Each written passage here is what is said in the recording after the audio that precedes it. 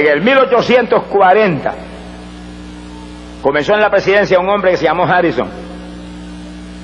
No terminó nunca su término presidencial porque murió antes de ello.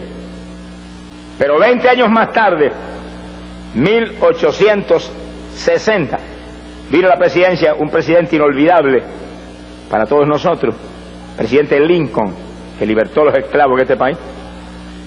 Y nunca terminó tampoco en su término presidencial porque murió asesinado. Y 20 años más tarde, 1880, vino un presidente que se llamó Garfield y no terminó en la presidencia, murió antes de cumplir su término presidencial. Pero 20 años más tarde, después de Garfield, 1900, vino un presidente que se llamó McKinley, comenzó en la presidencia pero murió antes de cumplir su término. En el 1920 vino un presidente que se llamó Harding y comenzó en la presidencia pero no terminó, murió antes de cumplir su término. Y en el 1940 vino otro presidente muy recordado llamado Roosevelt, que entrando en su segunda etapa presidencial murió y no pudo terminar, cumplir su término. A 1960, ¿qué pasaría? Vino a la presidencia John F. Kennedy.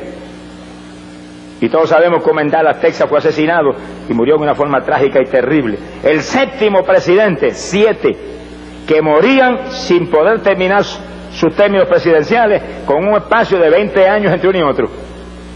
Eso no es ninguna casualidad, alaba lo que el Señor le ama. Las casualidades no vienen en ese tamaño.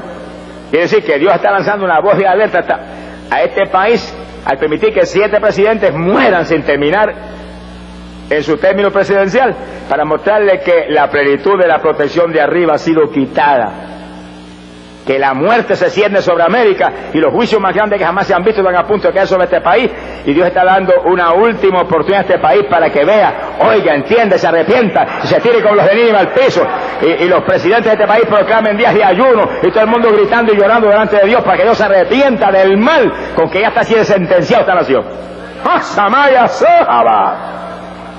Dios está mostrando que la plenitud de la muerte se cierne sobre este país, que la plenitud de la protección de Dios ha sido quitada. Este ha sido un país protegido por Dios como ningún otro, porque este país nació con raíces evangélicas como ningún otro país.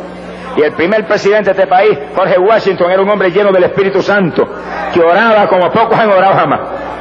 Ahora se reunió el Congreso y prohibieron que se lea la Biblia en las escuelas, votaron a Dios de las escuelas, como si la palabra fuera una religión. La palabra no es religión, la palabra es la voz de Dios aquí abajo en este mundo hundido y perdido. La palabra es potencia de Dios para la salud, la palabra es un pan que vino del cielo a dar vida a este mundo. Glorias a Dios, que donde se saque la palabra se sacó la vida.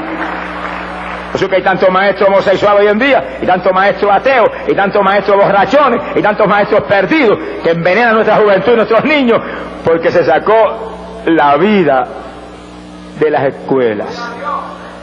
Ya es tiempo que este país proclame un ayuno en que no coma ni beba a nadie.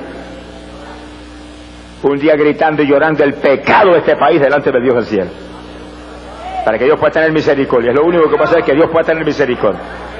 Romanos capítulo 6, verso 23, la Biblia dice, porque la paga del pecado es muerte.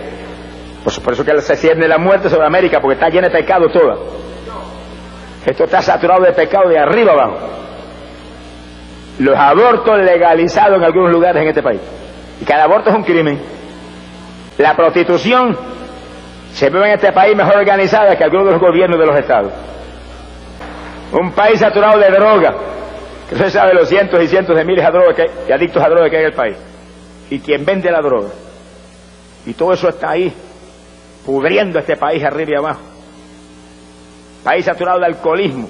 Aquí hay millones y millones de alcohólicos rumbo al infierno. Los borrachos no entran ajenos a los cielos. El país está saturado de homosexualidad, que es uno de los pecados que más juicio provoca. Sodoma y Gomorra las quemaron por la homosexualidad. Y cuando los homosexuales se protegen en mil formas diciendo que eso no es pecado, la Biblia dice, y los afeminados no entran al reino de los cielos. Y el que quiera sobrevivir a esta generación torcida tiene que agarrarse de Cristo Jesús.